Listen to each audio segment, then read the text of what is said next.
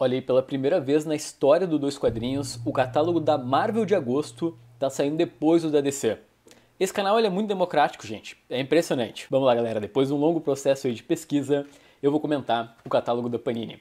A gente começa aí com o Império Secreto, que é uma saga bem polêmica. Vocês devem lembrar dessa cena que eu vou botar aqui na tela, que é o Hail Hydra, do Capitão América. Tomou as manchetes aí do mundo todo. Capitão América agora é nazista. Eu tenho a minissérie que a Panini publicou há algum tempo. E, cara, é uma saga bem longa, porque são 10 edições, mais edição ômega. Então, minha opinião, tá? Esse é um quadrinho que gerou muita polêmica, justamente pela mudança, porque é algo... É realmente heresia, vamos dizer assim, né? Destruir a história do Capitão América como se, na verdade, ele fizesse parte da Hydra. Sinceramente, eu já falei isso em outros vídeos. Eu tenho uma opinião de que a gente tem que ser um pouco mais aberto a essas mudanças, essas brincadeiras. Porque, galera, o final dessa fase é óbvio. O Capitão América ele vai voltar a ser o que ele era. O ponto aqui é que esse experimento foi legal. Essa saga, eu acho ela interessante, né? Eu acho que toda a parada de mudar a educação no universo Marvel muda quando o Capitão América vira aí o grande líder, né, do mundo. O problema do Império Secreto é que foi uma saga da Marvel feita meio na correria, né? Foi ali em 2017 e tem pelo menos acho uns 4, 5 artistas, então cada edição muda para outro. Então eu detesto isso, eu gosto quando, sabe, o projeto é bem pensado, aí tu tem um único artista fazendo tudo. Enfim, eu acho legal, eu acho um experimento diferente, mas tu tem que ir meio que com a cabeça aberta. Em agosto também, a Panini vai lançar o Capitão América Steve Rogers Volume 2, porque, na prática, esse Império Secreto, ele é a culminância de toda uma fase do Capitão América, ali entre 2016 e 2017, onde o Capitão ele vira esse agente da Hydra. E aí são 2 encadernados do Steve Rogers, que a Panini então vai lançar o segundo, e mais 3 do Sam Wilson. O primeiro do Sam Wilson tu não precisa ler. Tu precisa ler o 2, o 3 e o 4. E aí fecha tudo bonitinho. Depois a gente vai pra, olha aí, a Saga dos Vingadores, Roger Stern e John Buscema. Cara, eu fiquei muito contente. Vamos lá, eu sou fã da Marvel, eu gosto de recuperar essas histórias clássicas, principalmente essa fase que é ali dos anos 80. Eu conversei com a Panini e eles me disseram o seguinte, né? Eles vão começar da 255 até dos anos 60, porque é o momento que o John Buscema assume o título dos Vingadores.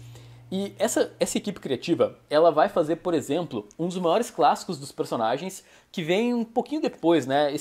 O primeiro volume da Panini termina na 260, e na 273, então tipo aí uns 2 encadernados depois, vem o Sob Ataque dos Vingadores, que é uma saga muito, muito, muito legal. Basicamente o Barão Zemo junta uma galera e cria uma nova formação dos Mestres do Terror e resolve invadir a mansão. E aí ele vai torturar o Jarvis, tem um monte de treta, e então os vilões eles ficam ali dentro do QG dos Vingadores. Eu adoro, o final é muito bom, as consequências, vamos dizer assim, um protótipo de Vingadores à queda. Ao mesmo tempo, eu tenho aqui a Dinastia Kang, que seriam as edições 267 a 269, então, acho que não chega a pegar o próximo encadernado ainda da Panini, mas é quando vai surgir essa ideia do Kang ter variantes e tudo mais. Então, tudo isso é nessa fase Roger Stern e John Buscema. Eu não gosto muito desse arco do Kang, eu acho ele bem mais ou menos, né? Ele é mais útil porque ele conta a origem do personagem, eu gosto dessa brincadeira com as variantes, mas não é tão legal quanto o Sob Ataque ali. Então, gente, boas expectativas, informação importante. Se for pegar essa revista para ler, não são os Vingadores que a gente está acostumado no cinema ou nos gibis de hoje em dia da Marvel. Na prática, a gente tem aqui muitos personagens B, que meio que isso é uma característica dos Vingadores. O que a gente tem de personagem famoso? A Capitã Marvel, o Capitão América, o Namor mais pra frente vai entrar ali, e meio que era isso, sabe? Aí tu vai ter Hércules, Cavaleiro Negro, a Vespa. Eu falei da Vespa? Acho que eu falei, não lembro. Mas a Vespa também é um pouco mais famosa, ela é líder da equipe. Sinceramente, tudo que eu li dessa fase é bem divertido, assim. É um Roger Stern que escreve muito melhor, por exemplo, do que ele estava fazendo na saga do Homem-Aranha, que é no começo dos anos 80, né? Aqui já é 85, 86, pô, e é bem mais legal, assim. Que vídeo legal, né, gente? Que contexto, né? Opinião de alguém que realmente leu as histórias. Cada vez mais raro isso no YouTube. Então, pode apertar no botão do like, tá? Muito obrigado. Seguindo, a gente vai pro final, né? O começo do fim da coleção clássica Marvel. Boa parte dos leitores tinha expectativa que fosse até a 300 e pouco, né, como lá na Itália. Só que lá tem uma diferença de distribuição. O quadrinho na Itália chegou tão longe porque ele é vendido junto com o jornal. E sinceramente eu acho impressionante ter chegado até a 60, né? No caso ela vai até a 64, sendo que as últimas edições vão ter um pouco mais de páginas. Mas pra mim chegou até meio longe porque Galera, é tipo muita coisa pra colecionar. É tipo todos os quadrinhos em ordem da Marvel, dos principais personagens. É muita coisa. Eu, por exemplo, eu tava pegando o Demolidor e o Quarteto. Porque não dava pra pegar tudo. Porque, cara, é demais. Depois a gente vai pra o velho Logan do Namor. Namor, Maré da Conquista. É um quadrinho que saiu em 2022, né? É um lançamento bem recente lá de fora. Não tem muito review. E alguns reviews que eu vi são meio mediano pra baixo. Mas eu tô curioso porque esse Christopher Cantwell é um bom roteirista. Eu li um encadernado dele do Doutor Destino e o cara manda muito bem. O desenho aqui também é bem legal. Na trama, o Namor, a superfície terrestre não é mais habitável e o Namor agora não é só o rei dos oceanos. Ele é o rei de tudo. E a gente tem uma trama aí 100 anos no futuro. Ele tá meio Reed Richards. A Sue deve estar adorando, né? Porque agora ele tá parecido com o maridão. Eu pretendo ler porque a Panini tá lançando um formato legal. Pô, é o formato de banca, tipo 30, 20 pila. Eu pretendo pegar pra ver se é legal ou não. Depois a gente vai pra saga da Fênix Negra, que eu acho que todo mundo conhece, né? O maior clássico mutante, reverbera até hoje os acontecimentos ali, né? Com a morte da Jean Grey. Depois a gente tem Legião do X, que é basicamente a Panini pegando uma série completa dos mutantes, né? Desse período novo do Hickman, entre aspas, e lançando no único encadernado, né? Então tu tem aí o Cy Spurrier escrevendo, que é um bom escritor, e aí a gente chega no ônibus da Panini desse mês, né, de agosto, que é o Quarteto Fantástico do Mark Millar. Então, gente, esse ônibus, ele é um bastantão do Mark Millar. Tipo, olha ali, tu tem Quarteto Fantástico, tu tem o Anual, tu tem a Fantastic Force, tu tem ali também o Marvel 1985. É um período ali, acho que entre 2007 e 2008, que o Mark Millar escreveu bastante pra Marvel. Eu tenho aqui, por exemplo, algo muito legal, que é o 1985. Eu tenho aqui no Marvel Max, né? São 6 edições, na verdade.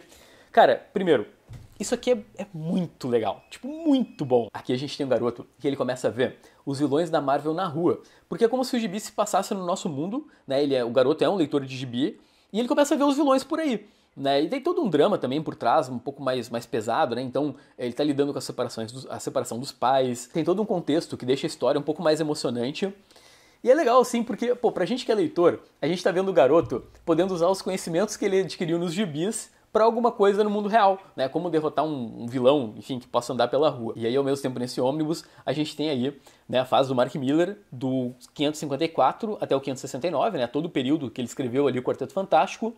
E, gente, é legal. Assim, eu não sou um profundo apaixonado. Eu quero ter na coleção, tá? Eu vou atrás desse ônibus, mas não é também uma coisa fantástica, assim. Eu acho que é o Mark Millar, às vezes, ali no piloto automático, tipo, botando página dupla o tempo todo, sem ter muito sentido, meio que parece que pra ganhar tempo. O legal é que o desenho é do Brian Hitch, e o Brian Hitch, cara, é como se tu vê um filme em IMAX, porque o cara manda muito bem. Então eu acho que é um ônibus interessante, né? Na história do quarteto, o Reed, ele é convidado para trabalhar num grande projeto de uma terra paralela. Sim, como a nossa terra a gente está cuidando muito mal dela, surge um cientista que vai criar uma terra para a gente se mudar caso dê problema. E aí o Reed tem que lidar com o fato de que, teoricamente, ele deveria abandonar o Quarteto Fantástico para literalmente salvar o mundo. E qual será a decisão dele? Ah, importante, esqueci de falar. Esse quarteto do Mark Millar tem uma função. Ele é um prelúdio para a fase do Hickman.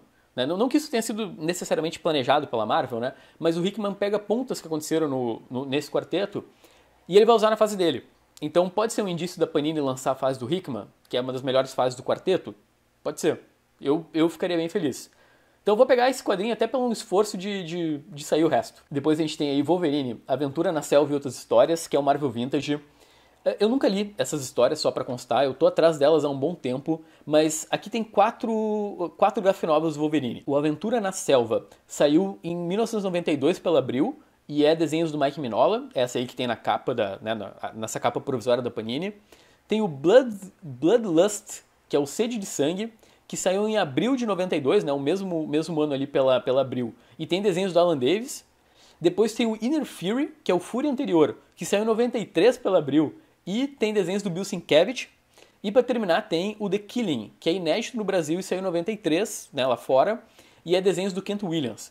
Então, para vocês terem uma noção, são 4 graphic novels com desenhos tipo nível hard, assim. Bom, aí a gente chega na Última Caçada de Kraven, que, nossa, esse é um bastantão da Última Caçada de Kraven.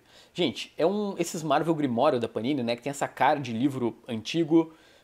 Eu não acho legal, sinceramente, não é um tipo de publicação que eu gosto da aparência dela, mas a concepção da publicação é legal, porque ela vai pegar então tudo o que aconteceu da última caçada de Kraven, porque, vamos lá, né, a gente teve, né, esse grande clássico aí do Homem-Aranha, que na verdade era uma história que foi primeiro negada pela Marvel, depois negada pela DC, era pra ser uma história do Batman, e aí acabou indo voltando pra Marvel e virou um clássico do Homem-Aranha, né, onde o Kraven, ele enterra o Aracnídeo.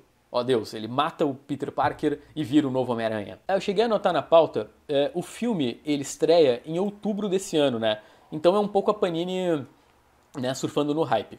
Mas vamos lá.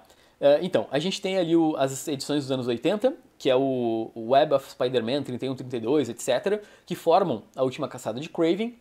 Aí tem algo que, cara, é sensacional, mas tipo, pra mim é um clássico do Homem-Aranha, que só saiu uma vez no Brasil, numa edição da Salvat, que é o Amazing Spider-Man Soul of the Hunter.